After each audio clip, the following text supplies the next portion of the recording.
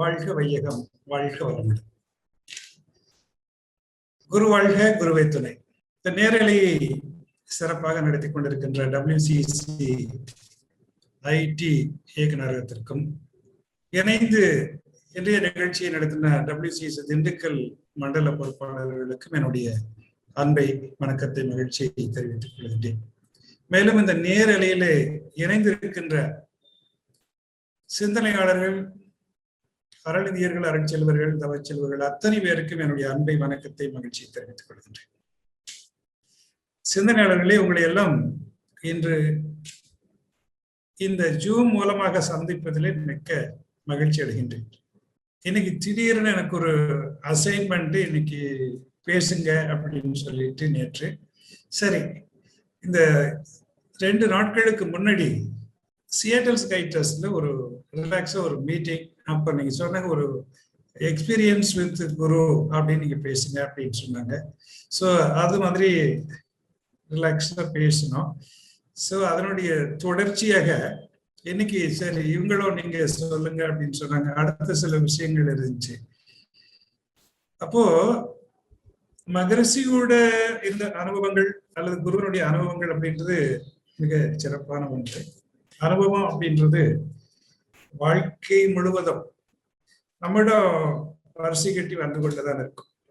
நம்மளுடைய தாய் தந்தையோட அனுபவம் இருக்கிறது, சிறந்த வாழ்க்கையில மறக்க முடியாத பல அனுபவங்கள். அதே மாதிரி க்ளோஸ் ஃப்ரெண்ட்ஸ், நம்முடைய பாஸ், உயர் அதிகாரிகள் இருந்தாங்கன்னா அவங்களோட. அதே மாதிரி வாழ்க்கையில நமக்கு வழிகாட்டக்கூடிய உயர்வானவர்கள் அப்படின்னு சொன்னா, ஒரு தலைவர்கள் அப்படின்னு சொன்னா அந்த அனுபவம், இதெல்லாம் எல்லாருக்கும் இருக்கும். இன்னும் அவங்க உணர்வாளர்களா இருந்தாங்கன்னு வச்சுக்கோங்க, ஒரு அப்ரஹாம் லிங்கன், ஒரு அப்துல் கலாம் மாதிரி, ஆமா, நம்முடைய வழிகாட்டிகளா இருந்தாங்க அப்படின்னு சொன்னா இன்னும் நமக்கு அந்த அந்த உடம்புல எனக்கு வாழ்க்கையில மறக்க முடியாதாக இருக்கும். ஆனா குருவோட அனுபவம் அப்படின்னு சொல்றது அதையெல்லாம் சிறந்ததாக, அதையெல்லாம் விட சிறந்ததாக, ஒரு உயர்வான உன்னதமான இடத்துல நம்ம நிறுத்தக்கூடியதாக இருக்கும். ஏன் குருவோட அனுபவம் அப்படி இருக்கும் அப்படின்னு சொன்னா, குருவுக்கு எந்த எதிர்பார்ப்பும் இல்லை. உலகத்துல எல்லாருக்கும் ஒரு எதிர்பார்ப்பு இருக்கும், ஆனா குருவுக்கு எந்த எதிர்பார்ப்பும் இல்லை. வேண்டுவதெல்லாம் பெறுவர், வேண்டார் எதனையும், அப்படி இருக்கிறவர் தான் குரு. ஈண்டு புவியோர் அவர் ஈஸ்வரனை போற்றுவாரே. ஓகேயா? சோ அவருக்கு எந்த எதிர்பார்ப்புகளும் இல்லை. அது ஒன்று சிறப்பு. அப்புறம் குரு நம்முடைய அறியாமையை கண்டு நகையாடக்கூடியவர் அல்ல. நம்ம அறியாமையை பற்றி அவர் எப்பொழுதும் நகையாட மாட்டார். அதை அவரு இயற்கையாக எடுத்துக்கொள்வார். ஒரு ஜீவன் வரும்போது அந்த ஜீவன் எந்த காரியத்திற்காக வந்திருக்கிறதோ அந்த காரியத்தை செய்கிறது என்று ஆத்மாவோடு கர்மாவை இணைத்து பார்க்கக்கூடியவர் குரு. அதனால் நாம் செய்கின்ற செயல்களை பார்த்து அவர் எள்ளி நகையாடுவதில்லை. அது இயற்கையாக நடக்கக்கூடிய விஷயம் என்று இணைத்துக் கொள்வார். ஒரு தாயிடம் கூட ஒரு பிள்ளைக்கு எதிர்பார்ப்பு இருக்கும். ஏன்னா பின்காலத்தில் இவன் நன்றாக கவனித்துக் கொள்ள வேண்டும் இருக்கும், அல்லது இந்த பிள்ளை நன்றாக வர வேண்டும், இன்னொரு பிள்ளை போன்று என்று இருக்கும். ஆனா குருவிடம் அப்படி இல்லவே இல்லை. அதனாலதான் எக்ஸ்பீரியன்ஸ் வித் குரு அப்படின்னு சொல்லக்கூடியது நம்மை மேன்மைப்படுத்தக்கூடிய ஒரு அற்புதமான விஷயம். அதனால நம்ம குருவை பத்தி இப்படி ஒரு குறிப்பு நான் எழுதி வச்சிருந்தேன். குரு என்றால் யார் அப்படின்னா, குரு என்றால் வழிகாட்டி. குறுக்கு வழி அவருக்கு இல்லை. இறைப்பாதை பயணத்தில் இறைவனை தொட்டவர், இறைப்பாதை பயணத்தில் இறைவனை தொட்டவர். பாதை அறிந்த பண்பாலே அவருக்கு வழி தெரியும். பரநோக்கு கொண்டு ஆன்மா தொற்றுணர்த்தி அருவம் பற்றி வாழ பூர்வ புண்ணியத்தின் புனித தோன்றலே குரு என்று ஒரு குறிப்பு நான் எழுதி வச்சிருக்கேன். ஓகேயா? இந்த யாரு எப்படி குருவா வர்றாங்கன்னு சொன்னா, நமக்கு நிச்சயமாக இந்த பூர்வ புண்ணியம் இருந்தால் மட்டும்தான் நமக்கு குருவாக வர முடியும். மற்றவர்கள் நமக்கு குருவா இருக்க முடியும். எத்தனையோ பேர் உலகத்தில் இருக்கிறார்கள், எல்லாருக்கும் குரு கிடைக்கிறாங்களா அப்படின்னு சொன்னா நிச்சயமாக குரு கிடைக்க மாட்டாங்க. ஓகேயா?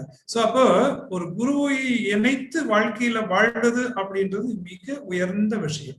குருவை முழுமையாக நம்புவது, குருவனுடைய பாதங்களை பின்பற்றி நடப்பது, பாதங்களை பின்பற்றி நடப்பது அப்படின்னு சொன்னா அவருடைய தத்துவங்களை எடுத்துக்கொண்டு வாழ்வது, இதையெல்லாம் ரொம்ப எளிதானது. வாழ்க்கையில ட்ரையல் அண்ட் எரர்ல துன்பப்படாமல் இருப்பதற்கு அது மிக உபயோகமாக இருக்கும். அப்படி நமக்கு அந்த குருவனுடைய கருணை இறை அருளால தான் நமக்கு கிடைக்கிறது. சாமி ஒரு தரம் சொல்றாங்க எப்படி, அதாவது உங்கள் தாய் தந்தையருடைய புண்ணியத்தினாலே, இந்த தாய் தந்தையர் எப்பொழுதாவது எனக்கு ஒரு வழிகாட்டி இருக்க வேண்டும் என்று அவர்கள் வாழ்க்கையிலே நினைத்திருந்தால் தான் ஒருவருக்கு குருவே கிடைப்பார்.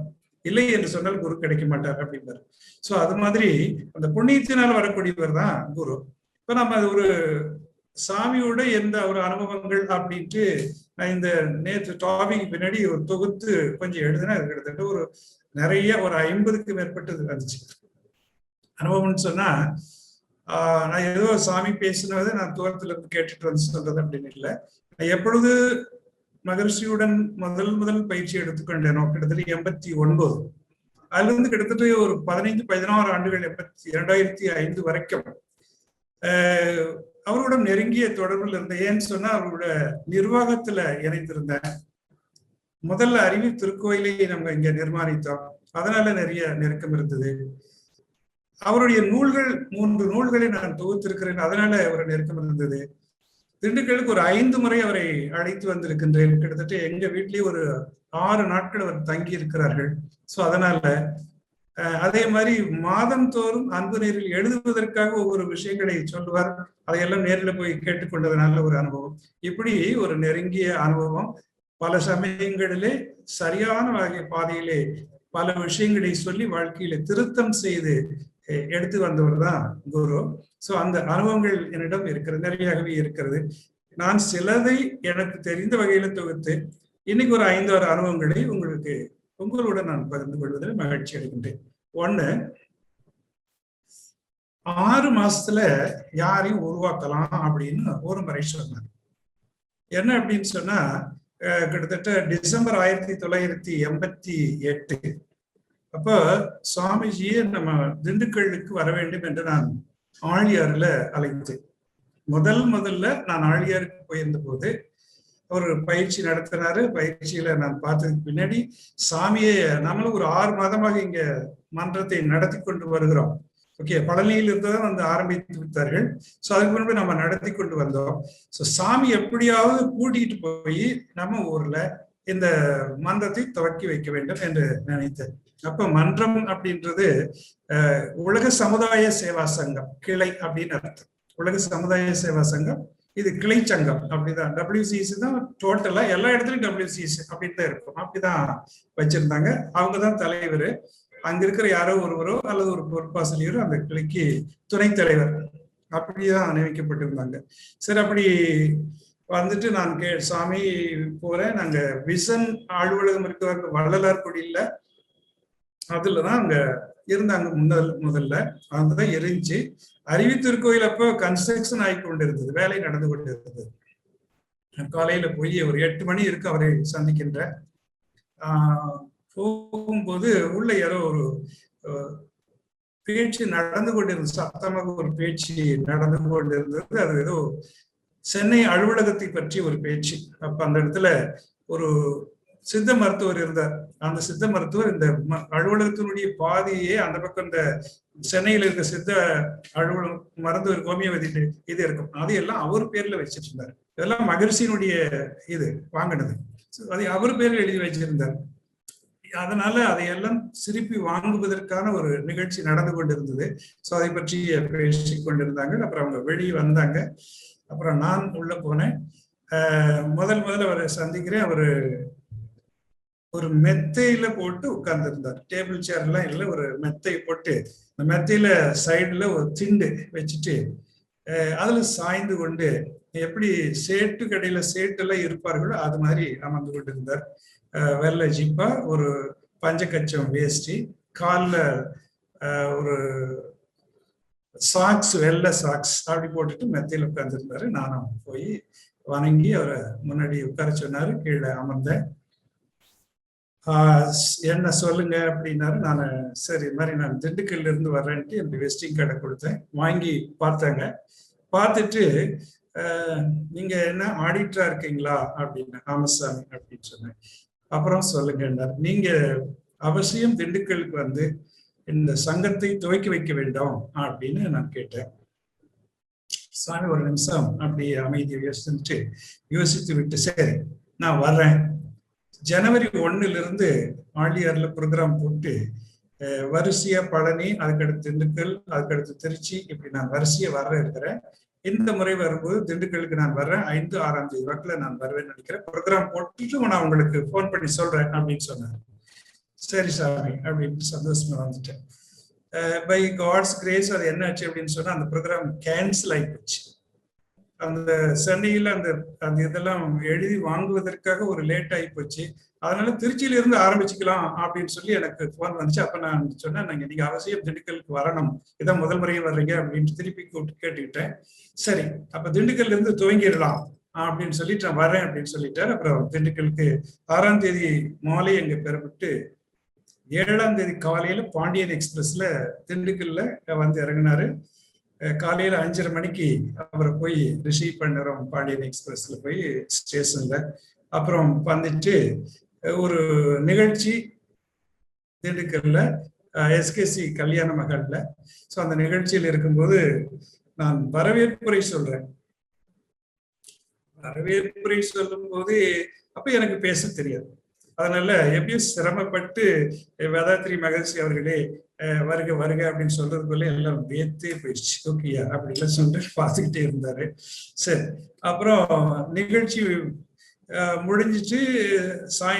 மதியானம் வீட்டுல அவரு அன்று வந்திருந்தப்போ அப்போ வைஸ் பிரசிடென்டா எஸ்கேசி குப்புசாமி அண்ணா இருந்தாரு. அவர் வீட்டுலதான் தங்கி இருந்தாங்க அப்போ. ஸோ அப்ப சொல்றாங்க, சாமி கிட்ட போய் நான் கேட்கிறேன், இப்ப இந்த மன்றம் நடத்தும் போது அப்போவெல்லாம் ஒரு 11 ரூபாய் முதல்ல கொடுக்கணும். அது அன்பர்கள் கொடுக்கறது உலக சமுதாய சேவா சங்கத்துக்கு சேரும். அதற்கு பின்னாடி துரியம் எடுக்கணும். முதல்ல ஆர்கனைஸ் வாந்தி, அப்புறம் துரியம் எடுக்கணும். துரியம் எடுக்கும் போது ஒரு காணிக்கை கொடுக்கணும். அதுக்கு 15 ரூபாய் காணிக்கை. இந்த 15 ரூபாய் காணிக்கை யாருக்குன்னு சொன்னா அந்த பொறுப்பாசிரியர், யார் மன்றத்தை நடத்திட்டு வர்றாங்களோ அந்த பொறுப்பாசிரியருக்கு அந்த 15 ரூபாய் காணிக்கை. சோ எப்படி ஞானாசிரியர்கள் வச்சிருந்தாங்க பாருங்க, இந்த அவர்களுக்கும் இந்த காணிக்கை உண்டு. ஓகே அப்படி சரி. அப்போ இந்த பழனியிலிருந்து வந்த 2-3 பேர் நடத்துறதுனால என்னட்டு ஒரு 4 பேருக்கு துரியம் கொடுத்த பணம் இருந்துச்சு. அப்போ அதுல ஒரு 60 ரூபாய் இருந்துச்சு. அப்ப நான் சாமி கிட்ட போய் கேட்டேன், இந்த 60 ரூபாயை நான் யாருகிட்ட கொடுக்கறது சாமி அப்படின்னு நான் கேட்டேன். யார் பொறுப்பாசிரியரோ அவர்கிட்ட கொடுங்க அப்படின்னு சொன்னாரு. நான் பேரு சொல்லி இவங்க எல்லாம் வந்து தீட்சை கொடுத்து வந்திருக்காங்களே அப்படின்னு சொன்னேன். ஒரு நிமிஷம் பேசாமல் இருந்தவரு, நீங்க தான் பொறுப்பாசிரியர், வாழ்க வளமுடன் அப்படின்னாரு. எனக்கு அப்படியே ஸ்டாக் ஆயிடுச்சு. ஏன் அப்படின்னு சொன்னா, நான் ஏதோ வந்தாங்க ஒரு ஹெல்ப் பண்ண போலாம், அதோட சரி. இப்படிதான் என்னுடைய நிலைமை. ஏன்னா நான் அப்பதான் பிராக்டிஸ் ஸ்டார்ட் பண்ணியிருக்கிறேன். இந்த வேலையெல்லாம் நம்ம பார்த்துக்கிட்டு இருந்தோம் அப்படின்னு சொன்னோம்னா பிராக்டிஸ் போயிடும். ஓகே ஆரம்ப நிலை அப்படின்னு சொல்றதுனால எந்திரிச்சு டக்குன்னு வந்துட்டேன், நான் வெளியே வந்துட்டேன். அப்புறம் கொஞ்ச நேரம் மனசு தேர்த்திக்கிட்டு அப்புறம் ஈவினிங் போனப்ப, ஏன் சாமி என்னுடைய பேரை சொல்றீங்க அப்படின்னு நான் சொன்னேன். அப்போ சாமி சிரிச்சுக்கிட்டே சொன்னாங்க, யாரு பொறுப்பா இருப்பாங்களோ அவங்கதான் பொறுப்பாசிரியர் அப்படின்னாரு. எனக்கு என்ன பொறுப்பு இருக்கிறது, எனக்கு மனசுல இப்படி ஓடிக்கிட்டு இருக்கிறது, இவரு இங்கிட்ட இருந்து திண்டுக்கல் விட்டு போனா நம்ம பார்த்தா தானே, நாம எதுக்கு பாக்குறோம் அப்படின்னு சொல்லி என் மனசுல நேர் எதிராக என்ன ஓடிக்கொண்டு இருக்கிறது. ஓகே ஏன்னா எனக்கு அப்போ அவ்வளவு தூரம் இந்த நிர்வாக பொருளாதாரத்துறையில சிரமமான நிலை அப்போ டெவலப் பண்ணி கொண்டு இருக்கிறோம் அப்படின்ற எண்ணம் தான் இருக்கிறது. ஸோ அப்படின்னு சொன்ன உடனே சரி, அப்போ ஒரு நிலை எனக்கு அப்பதான் தோணுச்சு, சாமி எப்படி ஆளை பிடிக்கிறாங்க அப்படின்னு ஒரு சின்ன செய்தி சொல்லிட்டு அப்புறம் நான் வந்தேன். இப்ப நீங்க ஆழியார்ல கூட்டம் நடக்கும். கூட்டம் நடக்கும்போது ஒரு 100-150 பேர் உட்கார்ந்துருப்பாங்க. சாமி எப்படின்னா அப்படி முதல்ல வந்து உட்கார்ந்துன்னா 2 கைகளையும் உயர்த்தி எல்லாரையும் வாழ்க்கை வளமுடன் ஆசீர்வாதம் பண்ணுவார். பண்ணி முடிச்ச உடனே என்ன செய்வார் அப்படின்னா, ஒரு ஓரத்துல இருந்து நம்ம அந்த கேமராமேன் கேமரா திருப்புவாங்க பாருங்க, அதே மாதிரி அப்படியே பார்த்துக்கிட்டே போவார். அப்படி பார்த்துக்கிட்டே போகும்போது ஒரு இடத்துல ஒருத்தருக்கு பார்த்தாருன்னா அந்த இடத்துல ஒரு 10 செகண்ட் 15 செகண்ட் நிற்கும். அப்புறம் திருப்பி அப்படியே தேடிக்கிட்டே போகும். இப்படி யாரையோ தேடுறது மாதிரி நான் ஒவ்வொரு முறையும் கவனிச்சிருக்கிறேன். யாரையோ தேடுவார். இப்படி தேடி எந்தெந்த இடத்துல நிக்குதோ அந்தந்த இடத்துல நின்றுட்டு என்ன செஞ்சுட்டு போவாருன்னு எனக்கு தெரியல. அப்போ அவருக்கு அந்த இறைவன் கொடுத்திருக்கிறான், இந்த சங்கத்திற்கு ஃபியூச்சர்ல யார் யாரெல்லாம் நிலைப்பார்கள், ஆன்மீகத்திற்கு யார் யாரெல்லாம் தொடர்ந்து இருப்பார்கள் என்பதை அறிகின்ற ஆற்றலை அவருக்கு இறைவன் கொடுத்திருக்கிறார். அப்படி இருந்ததுனாலதான் இந்த சங்கம் இப்படி வளர்க்க முடிஞ்சு. இல்லை அப்படின்னு சொன்னா எல்லாரும் சங்கத்தை கட்டமைத்து ஒரு வளர்க்கிறது என்பதெல்லாம் நினைத்துக்கோர பார்க்க முடியாது. சங்கம் வளராது, வளர்க்க முடியாது. எத்தனையோ பேர் ஆன்மீக சங்கத்தை ஆரம்பிக்கிறாங்க, நிக்கதா என்ன? அப்படி இல்லை. சோ அவருக்கு தெரிஞ்சிருக்கிறது, இறைவன் அந்த ஆற்றலை கொடுத்திருக்கிறார். இவங்களையெல்லாம் நாளைக்கு நமக்கு சேவையாளர் தொண்டர்களாக இருப்பார்கள் நம்மோடு அப்படின்ட்டு அவங்கள பார்த்து பிடிச்சுக்குவார். அவருடைய மனம் அவங்களோட நினைச்சு வாழ்த்தும். ஒரு முறை சாமியினுடைய நிலை எப்படி பாருங்க, ஒரு சீனியர் ஆசிரியர், அதாவது கிருஷ்ண கவுடு அப்படின்ட்டு கரூர்ல இருந்தார். ஒரு மூத்த ஆசிரியர். சாமியை முதல்ல எல்லாம் அவருடைய காரிலேயே வெளி ஊருக்கெல்லாம் அவரு கூட்டிட்டு போவார். அவரு என்ன செஞ்சாரு, ஒரு முறை சாமிகிட்ட கேட்டாரு, சாமி நீங்க போய் சூக்குமமா யாருக்காவது தீச்சு கொடுக்குறீங்களா அப்படின்னு கேட்டார். ஏன் கவுடு கேட்கிற அப்படின்னு கேட்டாரு. இல்ல, நான் நார்த் இந்தியாவுக்கு போயிருந்தேன், வியாபார விஷயமாக போயிருந்தேன். அப்ப போகும்போது அங்கு ஒருத்தர் என்ன சொன்னாரு அப்படின்னு சொன்னா, நான் எப்ப போனாலும் மனவளக்கலை கையில் வச்சிருப்பேன், மகர்ஷி படம் போட்ட புத்தகத்தை கையில் வச்சிருப்பேன். அப்ப வச்சுக்கிட்டு இருக்கும்போது இந்த படத்தை பார்த்துட்டு, இதுல இருக்கிறவர் உங்களுக்கு தெரியுமா, இவர் யாரு யாருன்னு என்கிட்ட ப்ரெஸ் பண்ணி கேட்டாரு. நான் சொன்னேன், ஏன் இப்படி கேக்குறீங்கன்னு. இல்ல, இவர் உங்களுக்கு தெரியுமா அப்படின்னு கேட்டார். ஆமா எனக்கு தெரியும், அவர் தான் என்னுடைய குரு அப்படின்னு சொன்னேன். உங்களுக்கு என்ன அப்படி தெரியும் அப்படின்னு கேட்டேன். அப்ப அவர் சொன்னாரு, எனக்கு ஒரு நாள் கனவுல இவர் தீச்சு கொடுத்துட்டு போனாரு அப்படின்னு சொன்னார். கனவுல இவரு தீச்சு கொடுத்துட்டு போனாரு. இவர் கனவுல தீச்சு கொடுக்குறாருன்னு அவருக்கு ஆச்சரியம். அப்புறம் சாமிகிட்ட, சாமி நீங்க அங்க போய் அவருக்கு தீச்சு கொடுத்தீங்களான்னு கேட்கிறாரு. அப்ப அவர் சொல்றாரு, கவுடு நான் சும்மா இருந்தாலும் என் ஆத்மா சும்மா இருக்காது, அது பாட்டுல எங்கேயாவது போய் தூச்சி கொடுத்து தானே வந்துடும் அப்படின்னு சொல்றாரு. ஓகேயா? சோ அப்போ அவருடைய நிலை எப்படி இருந்ததுன்னு பாருங்க. அந்த ஜீவன் ஆத்மா இந்த உலகத்தில் இருக்கின்ற தகுதியான ஆத்மாக்களுக்கு உயிருக்கெல்லாம் என்ன பண்ணுது, தீச்சி கொடுக்கறது தானே செய்கிறது. சோ அப்படி வந்த ஆத்மா தான் அது.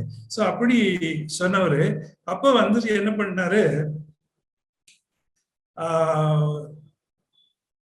நான் சொல்லிட்டேன்னா, சாமி போயிட்டாரு. போகும்போது ஒரு வார்த்தை சொல்லிட்டு போனார். என்னன்னா, நீங்க இந்த யோகா ஃபார் ஹோலிஸ்டிக் யூனிட்டி அப்படி அந்த புக்கு தான் இருந்துச்சு, இங்கிலீஷ்ல அவர் எழுதின புக்கு.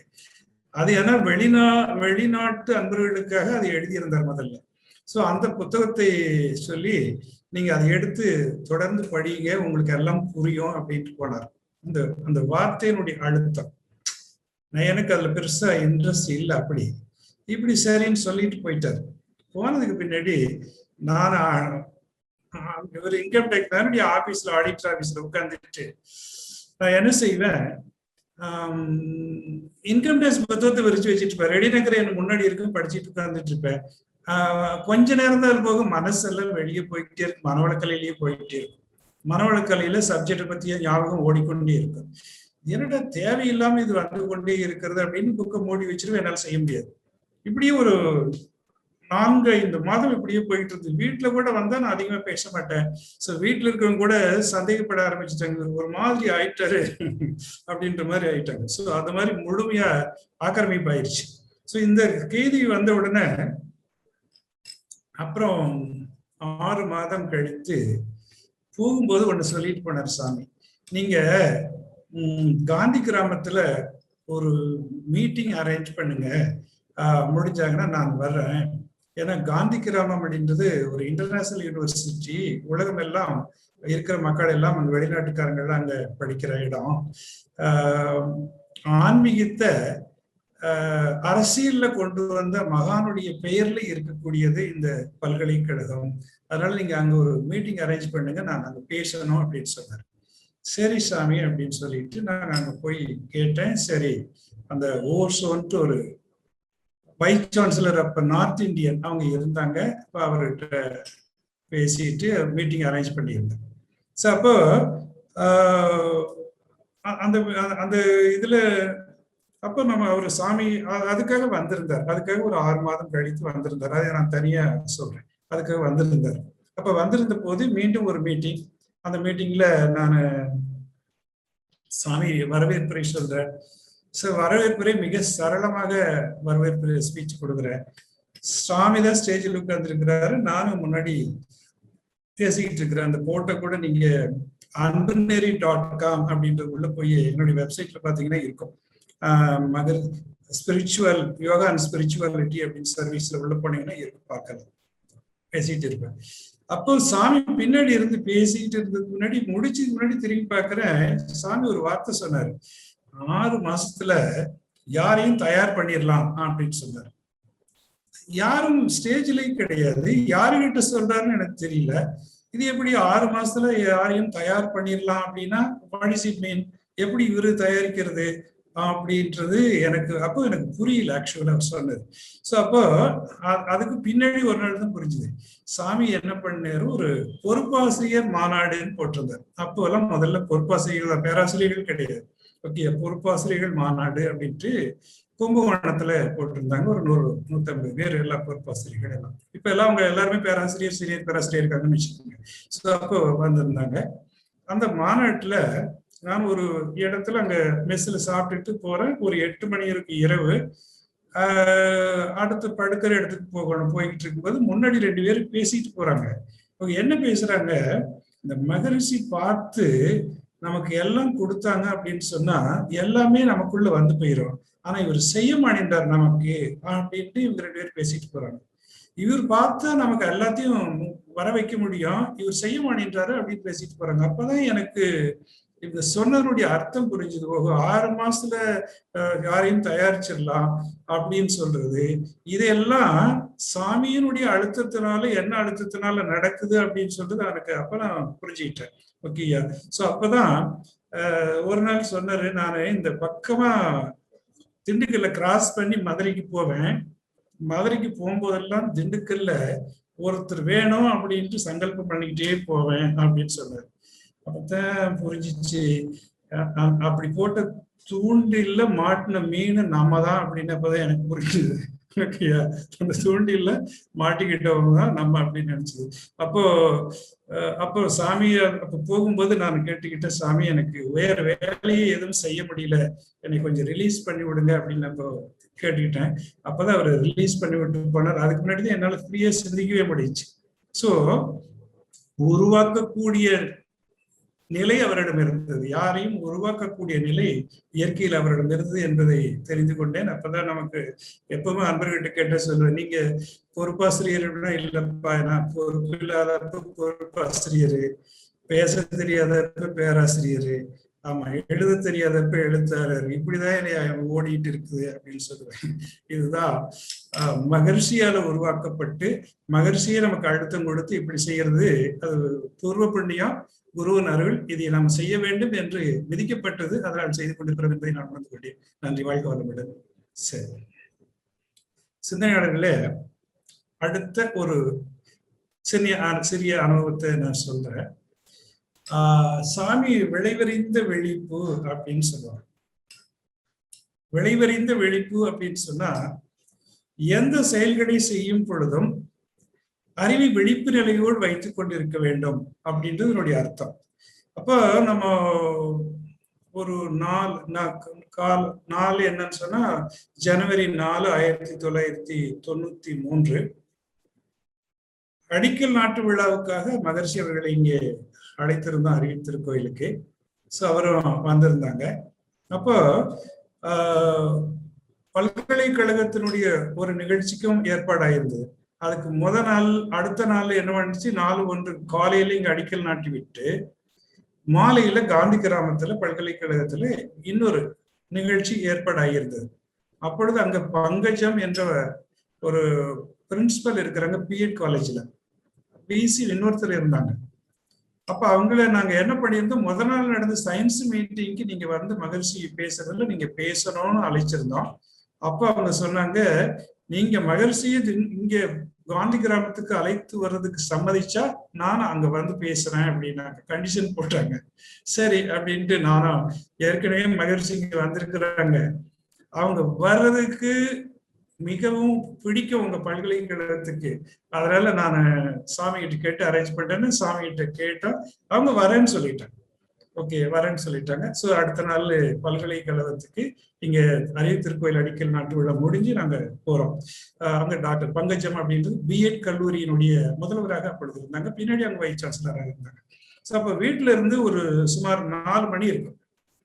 அப்ப நம்ம பெறப்படுறோம், கார்ல பெறப்படுறோம். 4 மணினால ஒரு 2 கார்ல ஒரு 5 நண்பர்கள், சாமி எல்லாம் அப்ப ஊமா கூட வந்திருந்தாங்க, குலானி வந்திருந்தாங்க. பெறப்படும் போது 4 o'clock நம்ம பழக்கம் என்னன்னு சொன்னா எல்லாம் டீ சாப்பிட்டு போறது. ஓகேயா, வீட்டு விட்டு 4 மணிக்கு வெளியே கிளம்பினா இப்போ நான் டீ சாப்பிடாம வர்றது. ஓகேயா, டீ சாப்பிட்டு தான் வெளியே போறோம். சில பேர் ஸ்நாக்ஸ் கொஞ்சம் அதிகமா எடுத்து சாப்பிடுவாங்க, இப்படி எல்லாம் வர்றது பழக்கம். ஸோ நம்ம டீ சாப்பிட்டு போலாம் சாமின்னு டீ ஏற்பாடாயிட்டு இருந்துச்சு. சாமி ஒன்று சொன்னார் பாருங்க, எவ்வளவு ஆழமான விஷயம் பாருங்க. அதாவது இப்பதான் நாம இவங்க கூப்பிடுற இடத்துக்கு முதல் முறையா போறோம். யாராவது முதல் முறையாக போகும்போது அங்க டீ கொடுப்பாங்களா கொடுக்க மாட்டாங்களா அப்படின்னா, முதல்ல ஒரு இடத்துக்கு போறோம், அங்க இன்வைட் பண்ணிருக்காங்க, இன்வைட் பண்ற இடத்துக்கு நம்ம போகும்போது முதல்ல நமக்கு இங்க இருந்து ஒரு 9 கிலோமீட்டர் ஒரு 10-12 நிமிஷத்துல போயிடலாம் கார்ல. இன்வைட் பண்ணும்போது கொடுப்பாங்களா கொடுக்க மாட்டாங்களா, அங்க டீ சாப்பிடணும்ல அப்படின்ட்டு நேர காருக்கு போயிட்டார். எனக்கு டீ சாப்பிடாம முடியாது, நான் வீட்டுல போய் சும்மா ஒரு கொஞ்சமா ஒரு டீ ஒரு மடக்கு குடிச்சிட்டு சரின்ட்டு நான் வந்து கார்ல ஓடியாந்து ஏறிட்டேன்னு வச்சுங்க. சரி, வீட்டுல இருந்து புறப்பட்டு போகும்போது போற வழியில சாமி ஒரு வார்த்தை சொன்னாங்க, எப்படி டிவைன் இருக்கிறது பாருங்க. ஒரு 5 அடி இருக்குள்ள ஒரு லீனான சின்ன உருவம். அப்போ பேசும்போது எப்படி சொல்றாங்க, தாமோதரன் பாருங்க, இந்த உலகத்தை நம்மளால மாற்றிட முடியும், இந்த உலகத்துல அமைதி நம்மளால கொண்டு வந்துட முடியும் அப்படின்னு சொல்றாங்க. எனக்கு ரொம்ப ஒரு ஆச்சரியமான செய்தி. இவர் எப்படி ஒரு பெரிய அரசியல் தலைவர் இல்லை, ஒரு அரசாங்கம் கிடையாது, எப்படி இதெல்லாம் கொண்டு வர முடியும், இவர் சொன்ன எப்படி கேட்கவாங்க எல்லாரும் அப்படின்றாரு. அது ஒண்ணும் பெரிய விஷயம் இல்லை. அப்புறம் எனக்கு மனசுக்குள்ள தோணிக்கிட்டு இருக்குது, இப்படி இவர் கொண்டுட்டு வர வேண்டியதானே, யார் தடுக்கிறாங்க அப்படின்னு எனக்கு மனசுக்குள்ள ஓடிட்டு இருக்குது. அப்புறம் திருப்பி அதுக்கு பதில் சொல்றாரு, இல்ல நான் இப்படி கொண்டுட்டு வந்தேன்னு வச்சுக்கோங்க, இன்னைக்கு இருக்கின்ற அரசியல் தலைவர்கள், பொருள்துறை தலைவர்கள், அதே மாதிரி ஆன்மீக தலைவர்கள், இவங்கள் எல்லாம் அவளுக்கு மிகப்பெரிய பாதிப்பாக இருக்கும். இந்த உலக அமைதி என்று வந்துச்சு அப்படின்னு சொன்னா அவளுக்கு பெரிய பாதிப்பாக இருக்கும். ஓகேயா, இந்த நாடு இப்படி இருந்துச்சு அப்படின்னு சொன்னா அவங்களுக்கு எல்லாம் வேலையே இல்லாமல் போயிடும், அவள் சம்பாதிக்கிறதுக்கு பிரச்சனையாகி போயிடும். அதனால என்னை விட்டு வைக்க மாட்டாங்க அப்படின்னாரு. ஓகே, என்னைய விட்டு வைக்க மாட்டாங்க அப்படின்னாரு. அப்போதான் நினைச்சேன், ஒரு டிவைன் உள்ள இருந்தால் மட்டுமே தான் இப்படியான விஷயங்களை எல்லாம் எடுத்து பேச முடியும், என்னால இது முடியும், சாதிக்க முடியும், இந்த உலகத்தையே மாற்ற முடியும் அப்படின்ற வில்பவர் யாருக்கு இருக்கும் அப்படின்னு சொன்னா அது டிவைன் உள்ள இல்லாம பேசக்கூட முடியாது. அப்படி நமக்கு அவங்கவுங்களுக்கு அவங்க குடும்பத்தை மாத்துறது பெருசு, அவங்க இன்ஸ்டிடியூஷனை மாத்துறது பெருசு. ஓகேயா, ஒரு சின்ன சின்ன விஷயங்களை மாத்துவதே மிகப்பெரியதாக இருக்கும்போது என்னால இந்த உலகத்தையே மாற்ற முடியும் அப்படின்னு சொல்றது எவ்வளவு பெரிய விஷயம் பாருங்க. அப்படி சொன்னார். சரி, இப்ப அப்படி போய்கிட்டு நேரம் போறோம். போற வழியில காந்தி கிராமத்துக்குள்ள உள்ள நுழைஞ்சோன்னா பிஎட் காலேஜுக்கு போறோம். பிஎட் காலேஜுக்கு போறோம்னா அங்க எதிர்கொண்டு அங்க பிரின்சிபல் அம்மா டாக்டர் பங்கஜம் அம்மா ரிசீவ் பண்ணிட்டாங்க. ரிசீவ் பண்ணோன்னா நேரா கெஸ்ட் ஹவுஸ் கூட போகல, அதுக்கு முன்னாடியே தான் கேண்டீன் இருக்கு. நேரா வந்த உடனே வாங்க எல்லாரும் டீ சாப்பிட்டுட்டு போகலாம் அப்படின்றாங்க. எனக்கு என்ன செல்வதுன்னு தெரியல. நேரா கேண்டீனுக்கு தான் கூட்டிட்டு போறாங்க. ஒவ்வொரு உள்ள போறோம்னு கேண்டீனுக்கு தான் கூட்டிட்டு போறாங்க. கேண்டீன்ல போய் உட்காந்துட்டு உடனே பிஸ்கெட்டு டீ கொடுத்தாங்க. சரி, நாங்க டீ சாப்பிட்டோம். சாப்பிட்டுட்டு நினைச்சுக்கிட்டு இருந்தேன், எனக்கு 2வது டீ, அது ஒன்றும் பெரிய விஷயம் இல்லை எனக்கு. சாமி எப்படி அளவு முறையோடு ஒரு டீ மாலைன்னு சொன்னா ஒரு டீ அது ஒரு இடத்துல, அங்க போனா அந்த டீ கொடுப்பாங்க அப்படின்னு சொல்லி இங்க போற குடிக்காம அப்படி வரக்கூடிய ஒரு விழிப்பு நிலை பாருங்க, அவேர்னஸ். ஸோ நாமெல்லாம் வெளியூட்டுக்கு போனா அங்க கொடுப்பாங்கன்ட்டு எல்லாம் எஸ்டிமேட் பண்ணிட்டு போனது இல்லை எக்ஸ்பெக்டேஷனோட இது இல்லை. ஆனா நடக்கும் என்பது அவர் தெரிஞ்சிட்டு அப்படி வந்தாங்க பாருங்க. ஸோ இதுதான் விளை அறிந்த விழிப்பு நிலை. எங்க நடக்கும் என்ன நடக்கும்.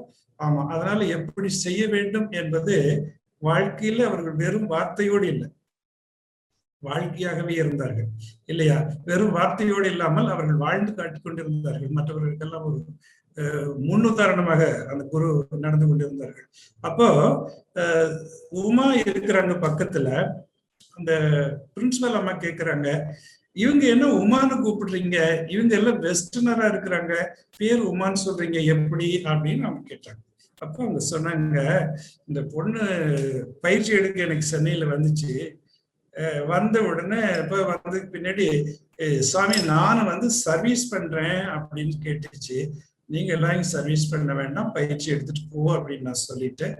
அப்புறம் தொடர்ந்து வந்துகிட்டே இருந்து தொடர்ந்து என்கிட்ட கேட்டு நான் சர்வீஸ் பண்றேன் நான் சும்மா தான் இருக்கிறேன் யூஎஸ்ஏல இருந்து அப்படின்னு சொல்லிச்சு.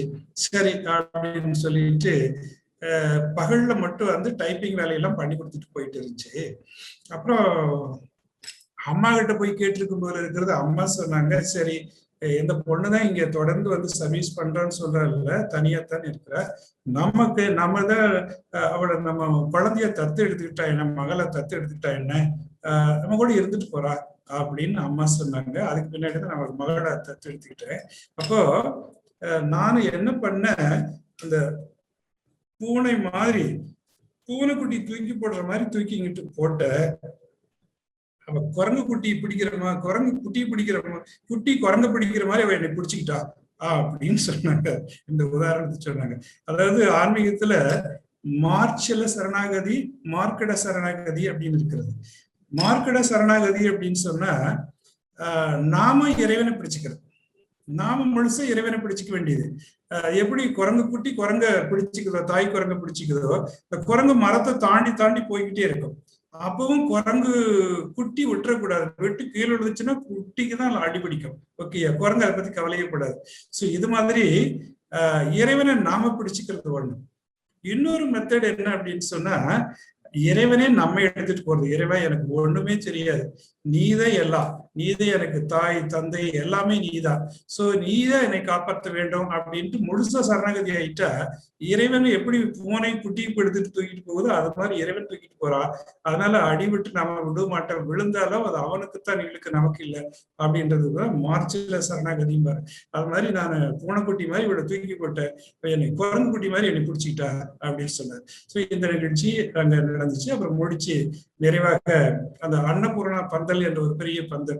ஸோ ஆயிரக்கணக்கான மக்கள் கூட்டம், அதுல ரொம்ப சிறப்பான மகர்ஷியுடைய ஸ்பீச். அது முடிஞ்சதுக்கு பின்னாடி ஒரு நோட்டு கொண்டு வந்து கொடுத்தாங்க, குறிப்பு நமக்கு எல்லாருமே கொடுப்பாங்க இல்லையா, விஐபி எல்லாம் வந்தாங்கன்னா அதுல தன்னுடைய வருகையை பதிவு பண்றதுக்காக சாமி அதுல எழுதி வச்சுட்டு வந்தார்.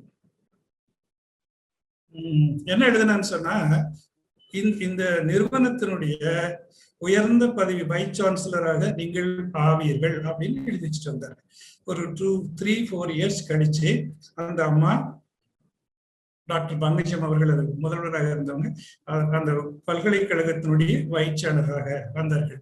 ஸோ முன்னாடியே அவர்கள் வருவார்கள் என்பதை கூட அவர்கள் கணித்து வைத்திருக்கார்கள், அவர்களுடைய அறிவை கேட்டு இருக்கிறது என்ற செய்தியோடு இந்த சிந்தனை நிறைவு செய்து கொள்ளலாம். நன்றி, வணக்கம், வாழ்க்கை வளமுடன். இன்னொரு சிந்தனைக்கு போகலாமா?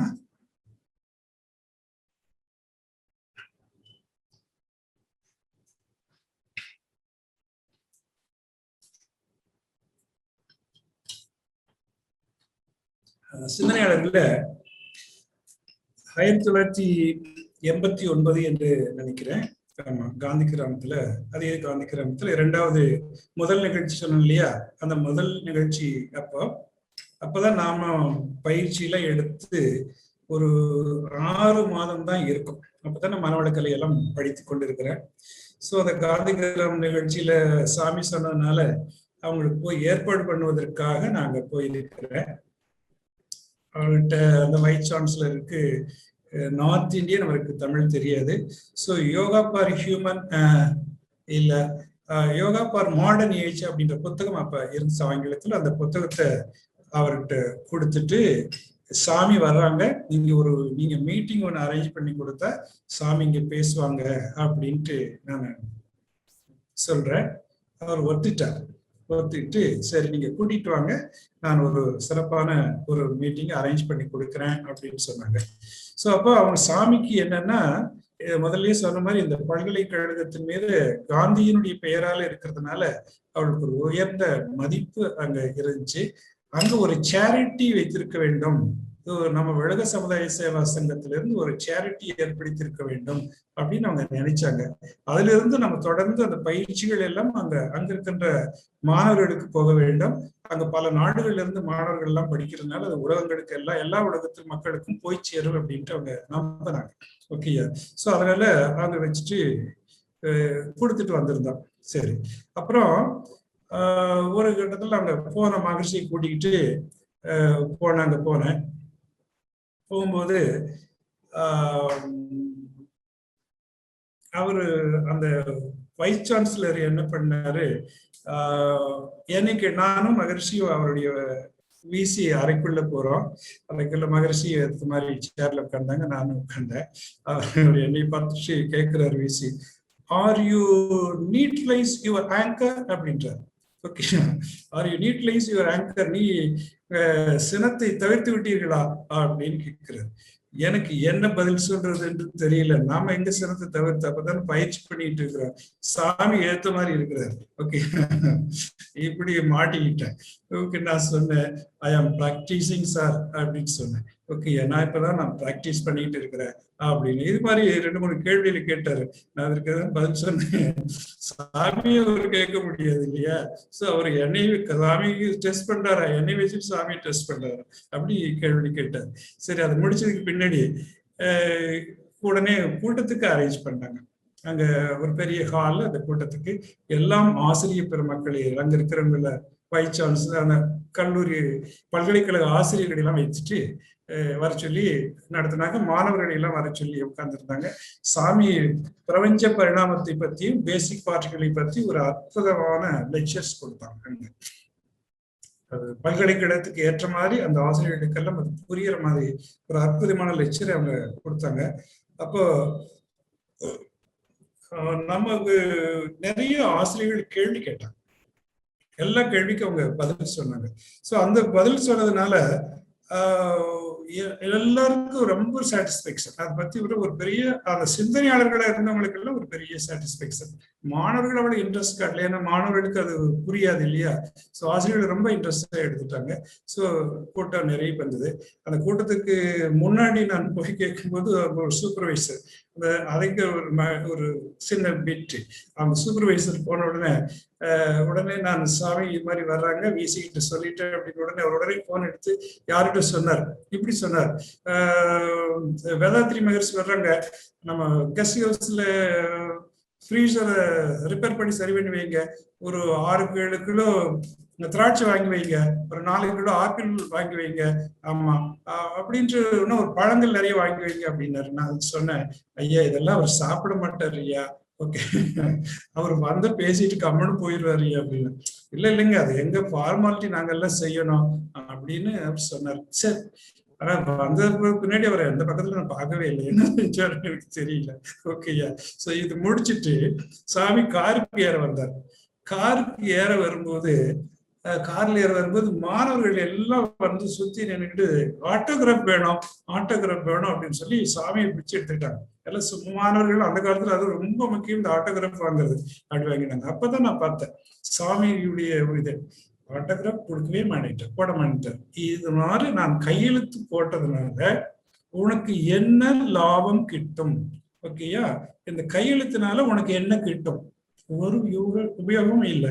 நான் எழுதி இருக்கின்ற ஒரு நூலை படிங்க, அது உங்களுக்கு உபயோகமா இருக்கும். எனக்கு கூட மனசுல இந்த பசங்க இவ்வளவு கெஞ்சுறாங்களே, ஒரு கையெழுத்து சாமி போட்டு கொடுத்தா என்ன அப்படின்னு கூட மனசுல இருந்துச்சு. நான் சொல்ல முடியாது.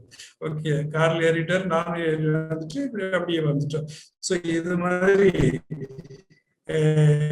அந்த நிகழ்ச்சி அவ்வளவு சிறப்பாக நடந்தது. ஸோ அது மனதில் என்றும் நிலைக்கக்கூடிய நிகழ்ச்சியாக இருந்தது என்று கூறி அடுத்த நிகழ்ச்சிக்கு போகலாம் நண்பர்களே. வாழ்க்கை வளமுடன். அப்புறம் இன்னொரு நிகழ்ச்சி, சென்னையில பொதுக்குழு கூட்டம். அப்போ பொதுக்குழு கூட்டம் சென்னையில தான் நடக்கும். சாமி அங்க இருந்தாங்கன்னா அங்க பெரும்பாலும் சென்னையில தான் இருப்பாங்க. அப்போ மே ஜூன் மாசம் இருந்தப்போ அங்க நடக்கும். அப்போ அந்த பொதுக்குழு கூட்டத்துல 92 நினைக்கிறேன், மேபி முதல்ல 2வது பொதுக்குழுவா இருக்கும். இந்த மாதிரி கூட்டமா போடுறது. அதுக்கு முன்னாடி அப்படி பொதுக்குழுவா கூட்டம் எல்லாம் இல்லை, நடுவில் டிஸ்கனெக்ட் ஆகிருந்துச்சு. அப்புறம் நம்ம தலைவர் SKM ஐயா வந்து அதெல்லாம் ரெஜிஸ்ட்ரேஷன் எல்லாம் சரி பண்ணி, அக்கௌண்ட்ஸ் எல்லாம் சரி பண்ணி கொஞ்சம் டோட்டலா தொடர்ந்து வருவதற்கான ஒரு நிலையை ஏற்படுத்தினாங்க. ஸோ அந்த பொதுக்குழு கூட்டம் நடந்துச்சு. அந்த பொதுக்குழு கூட்டத்துல ஒரு எத்தனை பேர் உறுப்பினர்னா ஒரு 7-8 பேர் தான் இருப்பாங்கன்னு நினைக்கிறேன். SKM ஐயா இருந்தாங்க, KG சாமி ஐயா இருந்தாங்க, அப்புறம் மை செல்ஃப், அப்புறம் சுப்பு ஐயா இருந்தாங்க, சோமசுந்தரம் இருந்தாங்க. ஒரு 5-8 பேர் தான் இருப்போம் நினைக்கிறேன். அப்படிதான் இருந்தோம். ஸோ அந்த பொழுது கூட்டத்துல எவ்வளவு மன்றங்கள் அப்ப இருக்கும் அப்படின்னா, கிளை மன்றங்கள்ல நம்ம பழைய மனவளக்கலை எடுத்து பார்த்தீங்கன்னா தெரியும். இந்த பழைய மனவளக்கலையில பின்னாடி ஒண்ணு மனவளக்கலை இருக்கு பாருங்க, அது பின்பக்கத்துல உலக சமுதாய சேவா சங்க கிளைகள் அப்படின்னு போட்டு ஒரு 10 ஊர் பேர் போட்டிருக்கோம். அவருடைய பேரு இது கொடுத்துருக்கு. அப்ப அறிவித்திருக்கோயில் அப்படின்னு இல்லை. ஸோ அங்க ஒரு இடம் இருக்கும், அட்லீஸ்ட் அவங்க வீடோ அங்க மாடியோ அல்லது ஒரு வாடகைக்கோ. ஸோ அங்க ஒரு பொறுப்பாளர் இருப்பாங்க. நீங்க அவங்கள்ட்ட கான்டாக்ட் பண்ண உங்களுக்கு தீட்சை கொடுப்பாங்க. ஓகேயா, அது அப்படித்தான் ஒரு ஏற்பாடு இருந்துச்சு. ஸோ வளர்ச்சி அவ்வளவுதான் இருந்தது அப்போல. ஸோ அப்போ இந்த பேலன்ஸ் ஷீட் டோட்டல் எவ்வளவு அப்படின்னு சொன்னா, பேலன்ஸ் ஷீட்டுடைய டோட்டலே இப்போ ஒரு அறக்கட்டளை நீங்க பேலன்ஸ் ஷீட்னா இப்ப எங்க அறக்கட்டளை டோட்டல்ல பாத்தீங்கன்னா, அறக்கட்டளை டோட்டலே ஆக்சுவலி வேல்யூ பார்த்தா க்ரோர்ஸ் கணக்குல இருக்கும். ஆனா அந்த WCC-னுடைய மாடல்ஸ் வேல்யூ பாத்தீங்கன்னா 2,20,000 அப்ப 92 நினைக்கிறேன். அவ்வளவுதான். ஓகே, அவ்வளவுதான் வேல்யூ இருக்கும். ஸோ அப்போ அந்த நடந்துச்சு. ஸோ அப்போ கணக்கிடம் கொடுத்து அந்த அறக்கட்டளையில வாங்கி எவ்வளவு தீட்சை கணக்கு அப்படின்னு எல்லாம் பார்த்தாங்க ஒவ்வொரு நாள். அப்போ பை காட்ஸ் கிரேஸ் திண்டுக்கல் கலை சங்கத்துல 950 தீட்சை மிக ஃபர்ஸ்ட் அப்படின்னு வச்சுங்க. அதிகமான தீட்சை கொடுத்தது திண்டுக்கல் அறக்கட்டளை. அதை பார்த்துட்டு உடனே KG சாமி என்ன சொன்னாங்க அப்படின்னு சொன்னா, தீட்சை கணக்கு பார்த்த உடனே ஒண்ணு சொன்னாங்க, அவங்க எல்லாம் இங்க அடிக்கடி வந்துட்டு போறவங்க இல்லையா, அதனால அவங்களுக்கு தெரியும். அது சாமி இவரு திண்டுக்கல்ல மட்டும் இந்த தீட்சை கொடுக்கல, இவர் தேனி போடி கம்பை எல்லா இடத்துலயும் போய் கொடுத்துட்டு வந்திருக்கிறாரு. இதையெல்லாம் எப்படி நாங்க கணக்கில் எடுத்துக்க முடியும் அப்படின்னு அவங்க சொன்னாங்க. சாமி சொன்னாங்க, உங்களை யாரும் கொடுக்க வேண்டாம், நான் போக வேண்டாம்னு சொன்னா, ஓகேயா, எங்க போய் கொடுத்தால் என்ன, மக்களுக்கு போய் சேரணுமா இல்லையா? உலக சமுதாய சேவா சங்கத்தினுடைய கருத்துக்கள் மக்களுக்கு போய் சேர்றது முக்கியமா, எந்த ஊர்ல கொடுக்கறது முக்கியமா? அவர் கொடுக்குறாரு, நீங்களும் போய் கொடுங்க, யார் தடுத்தது அப்படின்னாரு. ஒண்ணு சொல்ல முடியல. அப்போ மகர்ஷி இப்படி சொல்லிட்டு அவர் சொன்னார், நீங்க ஒரு தீர்மானம் போட்டு நன்றி தெரிவிங்க, திண்டுக்கல் கிளைக்கு ஒரு நன்றி தீர்மானம் போடுங்க அப்படின்ட்டு தலைவரையோ கேட்டுட்டாங்க. அப்போ ஓகே, அப்போ அவங்க துணைத் தலைவரா இருக்கிறாங்க. அப்போ கேட்டுட்டாங்க அந்த மாதிரி. ஸோ அப்பதான் இந்த தவமையன்ற கான்செப்ட் எங்க வேணும்னாலும் யாரும் போய் கொடுக்கட்டும் அந்தந்த ஏரியால. அப்போ ஒண்ணு இல்லை, தவமையம் சென்டர்ஸ் அப்படின்றதுலாம் இல்லை. இந்த அறக்கட்டளை எங்க வேணாலும் கொடுத்துட்டு வரட்டும் அப்படின்ற கான்செப்ட் அதுக்கு பின்னாடிதான் ரெகனைஸ் ஆச்சு அப்படின்னு வச்சுக்கோங்க. ஸோ அது மாதிரி விரிவாக்கம் அப்படின்றது ஒரு சேர வந்தால் தானே மக்களுக்கு எல்லாம் உலகத்துல எல்லாருக்கும் போய் சேர முடியும் இல்லையா? அப்ப ஒரு ஃபவுண்டருக்கு எப்படி ஒரு எண்ணம் இருக்கிறது, இது எப்படியாவது உலக மக்களுடைய எல்லாருக்கும் போய் சேர வேண்டும் என்ற ஒரு ஆழமான அழுத்தமான உணர்வு எப்படி இருக்குது பாருங்க. ஸோ அப்படி வந்ததா விரிவாக்கத்துக்கு அவருக்கு மகிழ்ச்சிக்கு அவ்வளவு சந்தோஷமான விஷயமா இருக்கு அதெல்லாம். ஸோ அவர் சிறப்பாக நடந்தது. ஸோ அந்த ஒரு சின்ன நிகழ்ச்சியோட அடுத்த நிகழ்ச்சிக்கு நம்ம போகலாம். இன்னும் ஒரு நிகழ்ச்சி நான் ஷேர் பண்ணிக்கிறேன். 1900 பிரம்ம நிலை உணர்தல் அப்படின்ற ஒரு நிகழ்ச்சி ஷேர் பண்ணிக்கலாம். சாமி கொஞ்சம் கொஞ்சமா உருவாக்குனாங்க இல்லையா சங்கத்தை. எடுத்த உடனே இப்ப இருக்கிற மாதிரி இப்ப நாம போனா கம்ஃபர்டபுளா எல்லாம் இருக்கிறது. அப்போ அப்படி இல்லை, எந்த கம்பர்ஸும் இல்லை. ஓகே, நம்ம போய் தங்கினா ஒரே அறையில இல்லை, ஒரே ஆளு அதுலயே பேக் இருக்கணும், அதுலயே கிளாஸ் நடக்கும். அப்படிதான் முதல்ல ஆரம்பிக்கும் போது வந்தவங்களுக்கு எல்லாம் தெரியும். அப்படிதான் இருக்கும். அப்படி கொஞ்சம் கொஞ்சமா அப்போ சங்கத்துல முதல்ல தியானம் வச்சிருந்தாங்க, அப்புறம் உடற்பயிற்சி. தியானத்தை வச்சதுக்கு பின்னாடி நிறைய பேர் தியானம் பண்றதுல அதிக நேரம் பண்ண முடியல. அப்போ அதை கொஞ்சம் பார்த்துக்கிட்டு சரி இன்ட்ராஸ்பெக்ஷனா அப்ப சேர்த்து வச்சாங்க. தியானம் பண்ணா மட்டும் பத்தாது, அப்படி இன்ட்ராஸ்பெக்ஷனை சேர்த்து வச்சாங்க. அப்புறம் அதுக்கு முன்னாடி நிறைய பேர் உடல் நலம் சரியில்லைன்னு மருந்து கேட்டாங்க, அப்புறம் உடற்பயிற்சி சேர்த்து வச்சாங்க. அப்புறம் அதுக்கு பின்னாடி ஒரு காரணம் வந்துச்சு, நான் பின்னாடி சொல்றேன், காய்கள் தெரிச்சு வச்சாங்க. அதுக்கு பின்னாடி வந்துச்சு பிரம்மஞானம் வச்சாங்க. இப்படியா கொஞ்சம் கொஞ்சமா ஒருத்தர் உருவாக்கும் போது ஒரு வியாபாரத்துல கொஞ்சம் கொஞ்சமா எக்ஸ்பேண்ட் பண்ணுவாங்களோ, அது மாதிரி அவருடைய தன் வாழ்க்கை நிலையில முழுசா ஆன்மீகத்தை கொஞ்சம் கொஞ்சமா கொடுக்கறதுக்கு அப்படியே எடுத்துட்டு வந்து கொடுத்தாங்க. அப்படிதான் அவங்க அந்தந்த காலங்கள்ல அதை சேர்த்துக்கொண்டு இறைவன் கொடுத்தது எல்லாம் சேர்த்து வைத்து முழுமையாக உருவாக்கி கொடுத்துட்டு போனாங்க. அப்ப வியாழக்கிழமை ஒரு வியாழக்கிழமைன்னு நினைக்கிறேன் 1995 ஆகஸ்ட்ல நான் ஆழியார் தன்னிலை மேம்பாட்டு பயிற்சிக்கு போயிருந்தேன். தன்னிலை மேம்பாட்டு பயிற்சியில சாமி 92, 93, 94 நடத்திட்டு வந்தாங்க. அவங்களதான் நடத்துவாங்க. நானும் சோமசுந்தரம் என்று சென்னையில இருந்து ஒரு பேராசிரியர், அப்புறம் மாரியம்மா பிரகாரம் அங்க இருந்தாங்க. இவங்க எல்லாம் கூட சேவைக்கு இருப்போம். அப்போ சாமி நான் எப்ப போனாலும் முத நாள் மாலையில போயிடுவேன். எனக்கு ஒன்றும் புரியுதானே, எனக்கு யாரும் லீவ் கொடுக்க வேண்டாம், எப்படி ப்ராக்டிஸ். அதனால சாயந்தரமே கார் எடுத்துட்டு நான் நேரம் போயிடுவேன். அடுத்த நாள் 2 நாள் முதல்ல 3 நாள் இருக்கு, வெள்ளி சனி ஞாயிறு, அடுத்த செகண்ட் பார்ட் அடுத்த வெள்ளி சனி ஞாயிறு, இப்படி 3 நாள் 6 நாள் நடக்கும். ஃபர்ஸ்ட் பார்ட் செகண்ட் பார்ட் அப்படின்னு. அதுக்கு பேரு தன்னிலை மேம்பாட்டு பயிற்சி அப்படின்ட்டு பேரு. அப்புறம் இது இந்த பயிற்சி தான் இப்ப ஃபவுண்டேஷன் கோர்ஸ் நம்ம வச்சிருக்கிறோம். ஓகேயா? ஸோ அப்ப அந்த பயிற்சியில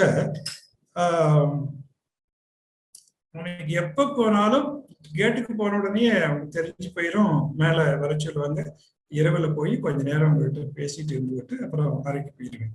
ஸோ அதே மாதிரி ஒரு நாள் போன போது அந்த காலங்கள்ல அவர் பிரம்மஞானம் எழுதி கொண்டு வந்தார். நீங்க பாத்தீங்கன்னா ஒன்ன விட்டு ஒன்ன பண்ண அந்த பிரம்மஞானம் எழுதுற காலத்துல இந்த அகத்தாயை பத்தி என்ன மாறாயதுல ஆசிரியத்துல இப்ப பேசவே மாட்டாங்க. அதை பத்தி எப்பவும் பிரம்மஞானமே தான் பேசிட்டு இருப்பாங்க. யாருக்கிட்ட போனாலும் பிரம்மஞானத்தை பத்தி பேசுவாங்க.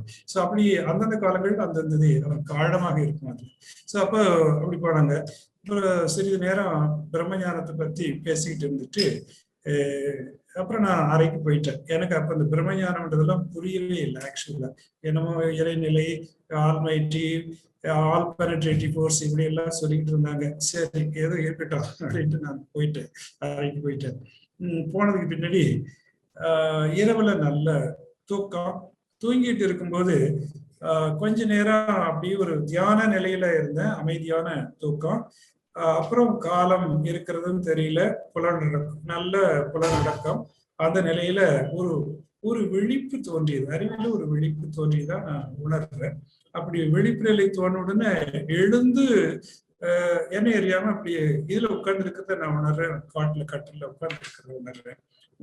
உட்கார்ந்துட்டு நான் அப்படியே பார்க்கிறேன். பார்த்தா எனக்கு முன்னாடி செவுறு இல்லை, நான் அறைக்குள்ள இருக்கிறேன். எனக்கு முன்னாடி பார்க்கிற இடத்துல செவுறு தடையாகவே தெரியல. அப்ப செவுறு தடையில நான் பாக்குறப்பெல்லாம் நேரா போய்கிட்டே இருக்குது பார்வை அப்படின்னு சொல்லிட்டு அந்த பக்கம் பார்க்கறேன், மலை தெரிகிறது. ஓகேயா? ஆழியார் மலை தெரிகிறது.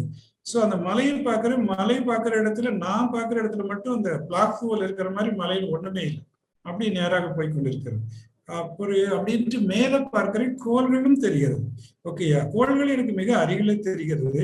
சோ அந்த கோள்களை பார்க்கிறேன், அதையும் கண்ணாடியில் ஊடுருற மாதிரி நான் பார்க்கிற இடத்துல ஒன்றுமே இல்லை, கோள்களுக்குள்ளே நான் உணர்வி பார்க்கிறேன். இப்ப இப்படி ஒரு சில வினாடிகள் இந்த நிலை எனக்கு தொடர்ந்து. எங்க பார்த்தாலும் எனக்கு ஒரு பயங்கரமான ஒரு எது அப்படின்னு சொன்னா விவரிக்க முடியாத ஒரு உணர்வுன்னு வச்சுங்க.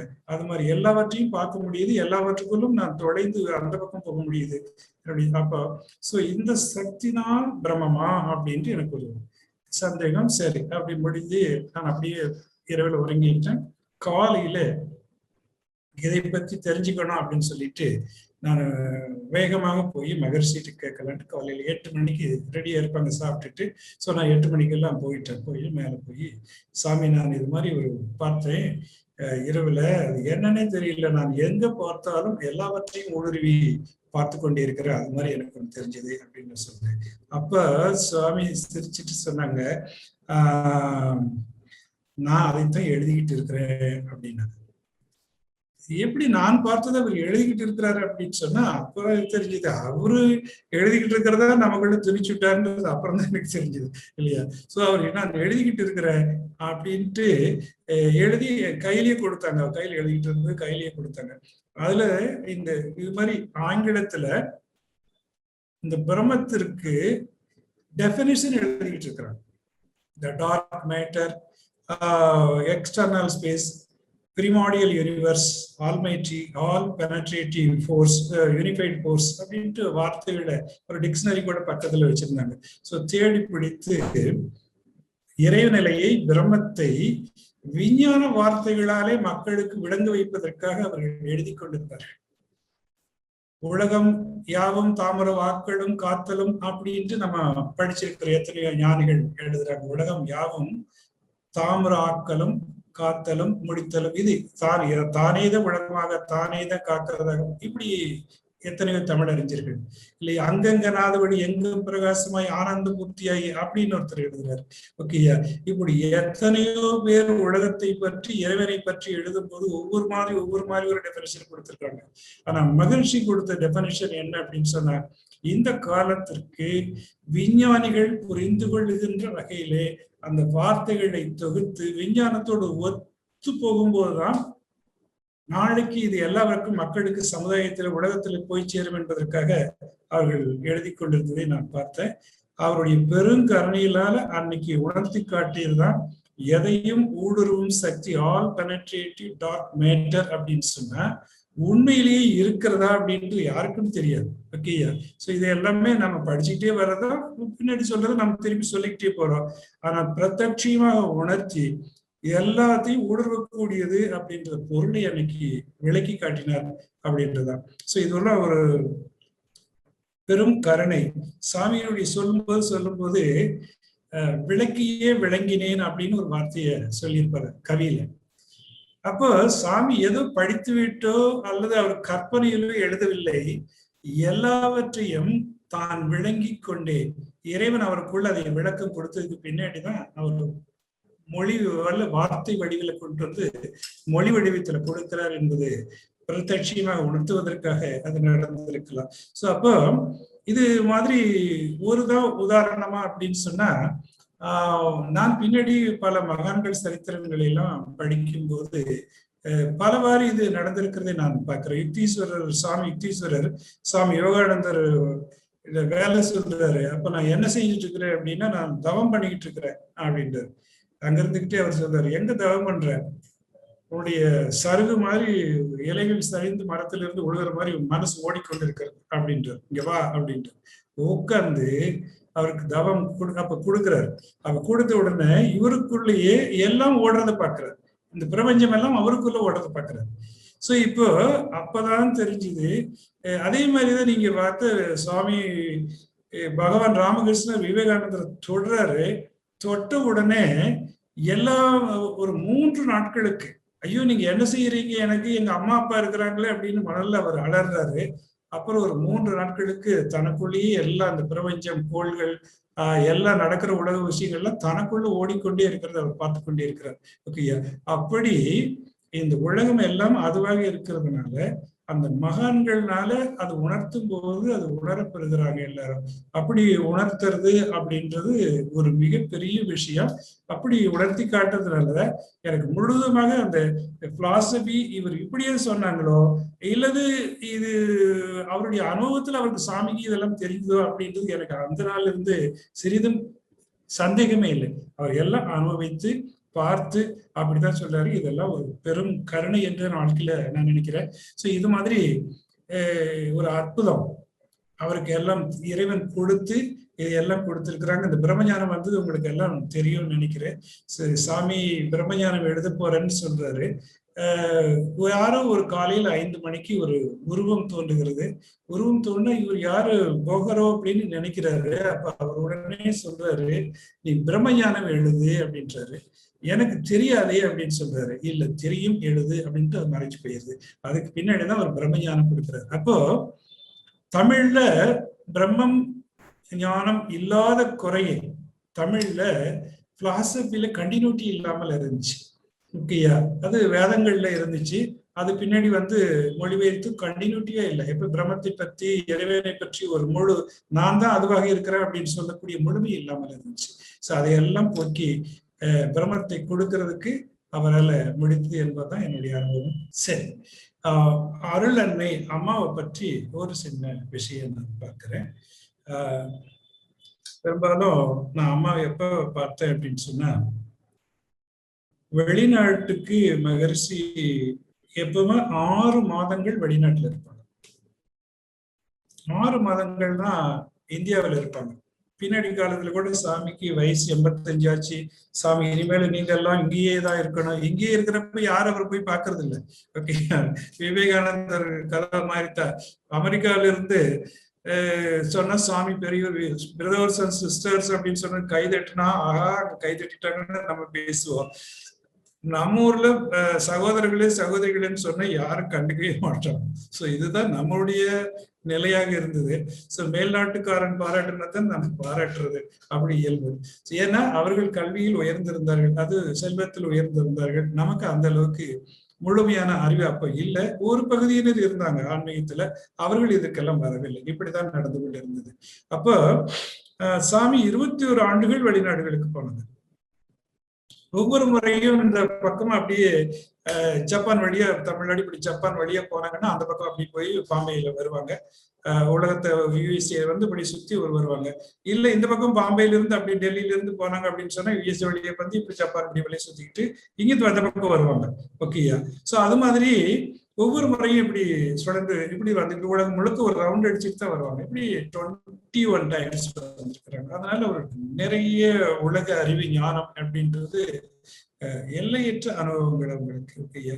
ஸோ அப்போ மகரிஷி வந்ததுக்கு பின்னாடி அந்த இதெல்லாம் நான் நேற்று பேசினதுல எல்லாம் சொல்லியிருக்கிறத பின்னாடி முன்னாடி பார்க்கலாம். ஸோ அப்போ வந்ததுக்கு பின்னாடி மகரிஷி வந்ததுக்கு பின்னாடி எல்லா மக்களும் 6 மாசம் பார்க்கலையா, இப்ப மந்த அன்பர்கள் நிறைய பேர் அவர்கிட்ட போய் பார்ப்பாங்க. அப்படியே சாமி வந்துட்டாங்கன்னு சொல்லி சென்னை அலுவலகத்துக்கு போய் பார்ப்பாங்க. சில பேர் நாங்களும் சில சமயம் போயிருக்கிறோம், ஏர்போர்ட்டுக்கே போய் ரிசீவ் பண்ணிப்போம்.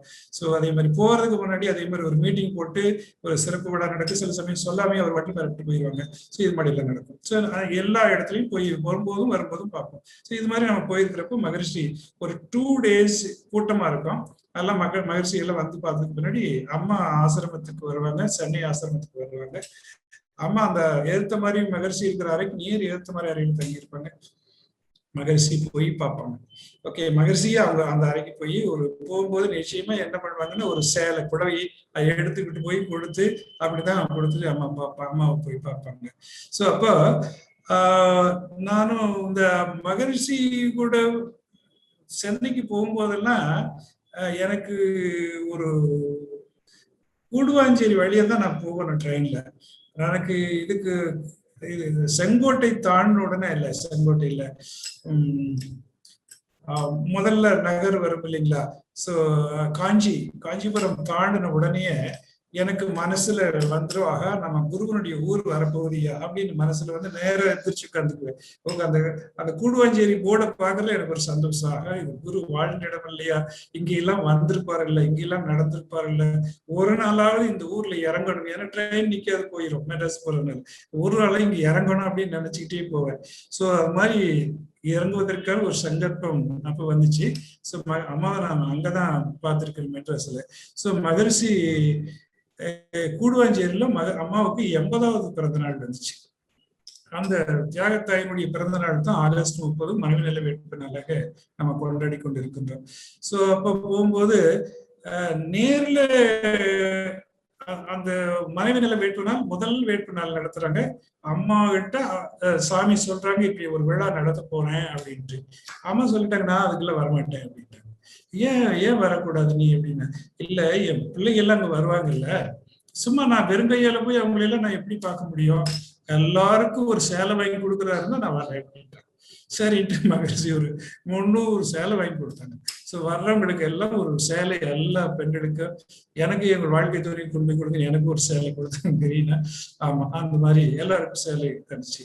ஸோ அப்போ வந்து அன்னைக்கு முடிச்சிட்டு அந்த நிகழ்ச்சி நடந்துச்சு. அந்த நிகழ்ச்சியில மிக சிறப்பாக இருந்துச்சு. இப்ப சாமி பேசினாங்க, மனைவி நல வேட்புடைய சிறப்பை பற்றி எல்லாம் சாமி பேசினாங்க. அப்ப பேசிட்டு இந்த தாய், இந்த அன்னை அவர்கள் என்னைய உலகத்துக்கு கொடுத்தாங்க. ஓகேயா, உலகத்துக்கு கொடுத்தாங்க. நானும் வெளியே இதையெல்லாம் விட்டுட்டு சமுதாயத்திற்கு போகிறேன்னு சொன்னதுக்கு பின்னாடி சேவை செய்ய போறேன்னு சொல்லும்போது அவங்க, நீங்க போய் சமுதாயத்துக்கு நீங்க சேவை செய்யுங்கன்னு எனக்கு விட்டு கொடுத்ததுனாலதான் நான் சமுதாயத்துக்கு சேவை செய்ய முடிஞ்சுச்சு. அவங்க அப்ப கேட்டது ஒண்ணுதான், நான் எப்பவாவது உங்களுக்கு நீங்க போயிட்டீங்க, ஆனா உங்கள்கிட்ட எப்பவும் சீடர்கள் நிறைய இருப்பாங்க, நான் பார்க்கணும்னு நினைச்சேன்னா அப்ப பாக்குறதுக்கு எனக்கு நீங்க அனுமதி கொடுக்கணும் அப்படின்னு கேட்டாங்க. ஒரு வரம் கேட்டாங்க. இந்த பாக்குறதுன்ற அந்த காலத்துல சன்னியாசம் போயிட்டா வீட்டுல இருந்து யாரும் வந்து பார்க்க கூடாது. சோ அப்படி நினைச்சுக்கிட்டு நீங்க போறீங்க, அதனால உங்களுக்கு பார்ப்பதற்கு எனக்கு அனுமதி வேண்டும். அடுத்து இன்னொன்னு என்னன்னு சொன்னா, உங்களுடைய வயதான காலத்துல பை காட்ஸ் கிரேஸ் நல்லா இருக்கணும். வயது ஆகிட்டால், உடம்பு சரியில்லாமல் போயிட்டாலோ, நான் நல்லா இருந்தேன்னா உங்களுக்கு சேவை பண்ணுவதற்கு என்னை அனுமதிக்க வேண்டும். இந்த 2 வரங்கள் நீங்க கொடுக்கணும் அப்படின்ட்டு கேட்டாங்க. அப்படின்னு சொல்லி சாமி சொல்லிட்டு, சாமியால கட்டுப்படுத்தவே முடியாது. அப்படி சொல்லிட்டு அப்படி அழுகிறார். ஓகே, அவ்வளவு பேரு நிறைய அந்த ஸ்டேஜ்ல எல்லாரும் காலில் உட்கார்ந்துட்டு இருக்கிறாங்க. சுவாமி அப்படி கண்கள் எல்லாம் அப்படி கொட்டுது, கண்ணி அப்படி அழுது. நான் மகரிஷி அழுதது பார்த்ததே இல்லை.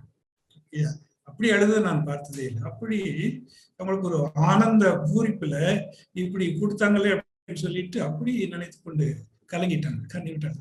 சரி, அப்ப அந்த மகிழ்ச்சியில எனக்கு பேசுவதற்கு ஒரு வாய்ப்பு கிட்டியது. நானும் பேசினேன். அப்புறம் முடிஞ்சதுக்கு பின்னாடி மகரிஷி வீட்டுக்கு போனா அம்மா உட்கார்ந்து இருந்தாங்க. சரி, அம்மா கிட்ட போய் பக்கத்துல உட்காந்துக்கிட்டு, அம்மா எப்படி இருக்கிறீங்க அப்படின்னு கேட்டேன். அவங்க சொன்ன ஒரே வார்த்தை, அப்படின்னு சொல்லிட்டு போய் சாப்பிட்டு வாங்க அப்படின்னு. எனக்கு சாப்பிட்டு, சரிம்மா இன்னும் நல்ல கேட்கலையன்ட்டு, நீங்க எப்படி இருக்கிறீங்க அம்மா அப்படின்னு நான் கேட்கிறேன். அப்பவே அவங்களுக்கு என்ன அப்படின்னு சொன்னா, நினைவுகள் குறைவான நினைவுகள் தான். மகர் சொல்லுவாங்க, அவங்களுக்கு அறிவியல் ஆழ்நிலை அப்படின்ற மாதிரி மனசு வந்து போச்சு. அப்படியே ஒரு நினைவில்லாத நிலையில இருக்கிறாங்க அப்படின்னு, எப்பவுமே ஒரே நினைவில் இருக்கிறாங்க அப்படின்னு. அப்படி மனசு ஆழமா போயிருச்சு அவங்களுக்கு. சப்கான்சியஸ் மைண்ட் கீழே போயிருச்சு அப்படியே. அப்போ திரும்ப திரும்ப சொல்றாங்க, சொல்லிட்டு நீங்க போய் சாப்பிட்டு வாங்க, திருப்பி சாமி நீங்க போய் சாப்பிடுங்க அப்படி இப்படியே சொல்றாங்க. அப்போ அவங்களுக்கு சாப்பிடுங்கன்னு சொல்ற அந்த வார்த்தை, அந்த கருணை சொல்லுதான் அவருக்கு ஞாபகத்திலேயே இருக்கிறது. யார் வந்தாலும் சரி, அந்த காலத்துல மகர்ஷி யார் பார்க்க வந்தாலும் சரி, நிறைய சொல்லியிருக்கிறாங்க. கேஜி சாமி சொல்லுவாங்க, நாங்க அங்க போனா சாமியா எனக்கு இல்லை அப்படின்னு சொன்னாலும், வெளியூர் போயிருந்தாலும் சரி, அம்மா உடனே சாப்பிட நேரத்துக்கு போனா உடனே கொஞ்ச நேரம் இருங்க அப்படின்னு உழ வச்சு சமைச்சு, யாருன்னு தெரியாது, முன்ன பொண்ணு தெரியாது. இப்பெல்லாம் நம்ம முன்ன பொண்ணு தெரியாம போனா யாரையும் உள்ளேயே விட மாட்டோம் வீட்டுல. ஆனா அவங்க மகரிஷி அப்படின்னு சொன்னாலே போதும், அவங்க உடனே உழ வச்சு உடனே சமையல் செஞ்சு உடனே சாப்பாடு போட்டு தான். சோ இது மாதிரி ஒரு தொண்டு இல்லை. இப்படி இருந்தா எப்படி இருக்கு பாருங்க. அப்படி இருந்தாங்க. வாழ்நாள் முழுதும் அவங்க சேவை செய்த வெளிப்பாடு என்னன்னு சொன்னா, அந்த வெளிப்பாடு தான் கடைசியில் அந்த கருணை வார்த்தையா இருக்குது. போய் சாப்பிட்டு வாங்க, போய் சாப்பிட்டு வாங்க, போய் சாப்பிட்டு வாங்க. சோ இப்படி வாழ்ந்த மகான் தான் அந்த அந்த அம்மா. அவங்க நிச்சயமா அன்னை ஒரு மகான் தான் இல்லையா? சோ அப்படி அவங்க படிச்சவங்க கிடையாது. அவங்க பெரிய சாமி மயத்தை அவங்க படித்தவர்கள் கிடையாது. அதே மாதிரி சாமி சொல்லி கொடுத்து தவத்தை கத்துக்கிட்டவங்களும் கிடையாது. அவங்க ஒரு நாளும் தவம் கத்துக்கிட்டவங்கள சாமி கிட்ட சாமி தவம் பண்ணதும் கிடையாது இல்லையா?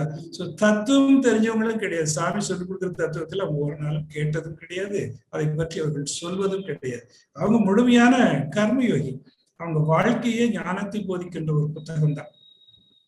அந்த ஊர்ல போய் கேட்டீங்கன்னா மகர்ஷி யாரும் சொல்ல மாட்டாங்க, அவங்களதான் சொல்லுவாங்க. மகரிஷி அந்த ஊர்ல யாருக்கும் பெருசா தெரியாது. ஆனா அந்த அம்மா பெரிய புண்ணியவதி அப்படின்னு சொல்லுவாங்க. அந்த அம்மாவுக்கு தான் பேரு அப்படி. சோ அப்போ அவர் வாழ்க்கை ஞானத்தை போதிக்கும் புத்தகம். ஓகேயா? அவர்கள் தியாகம் செஞ்சாங்க பாருங்க. அவங்க தியாகம் ஞானிகளை உருவாக்குகின்ற ஒரு தவம். அவர்களுடைய வரலாறு வருங்கால சமுதாயத்திற்கு ஒரு ஞான பாடம். சோ அப்படி இருந்தவங்க தான் அன்னையார்கள். சோ அவர்கள் அதுக்கு பின்னாடி அந்த ஆண்டில் இறுதியில் அவங்க சமாதி அடிச்சுட்டாங்கன்னு நமக்கு எல்லாம் தெரியும். சோ அப்படிப்பட்ட ஒரு புனிதவதி இவனுடைய உருவாக்கமும் இன்னொரு புனிதவதியினுடைய கருவாக்கமும் சேர்ந்துதான் இந்த மகானை உலகுக்கு தந்தது என்று சொன்னால் அது மிகையாகாது என்பதுதான் நம்ம எல்லாருமே சொல்வார்கள். நன்றி. வாழ்க வளமுடன்.